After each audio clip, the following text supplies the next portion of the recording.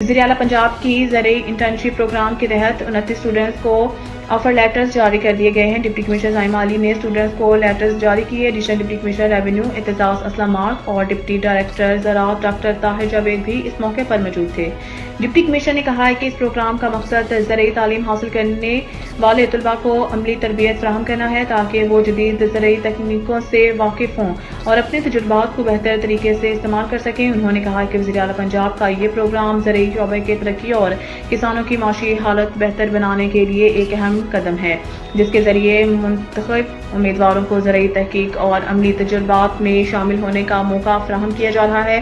اس موقع پر deputy director زراعت doctor Tahir Javed نے بتایا کہ ضلع بھر میں زرعی انٹرنشپ پروگرام کے لیے 132 درخواستیں موصول ہوئی ہیں، جن میں سے 24 کو مسترد کر دیا گیا ہے۔ انہوں نے بتایا ہے کہ ان اسٹوڈنٹس کو 1 سال کے لیے منتخب کیا گیا ہے اور حکومت کی جانب سے انہیں 60,000 روپے ماہانہ وظیفہ دیا جائے گا۔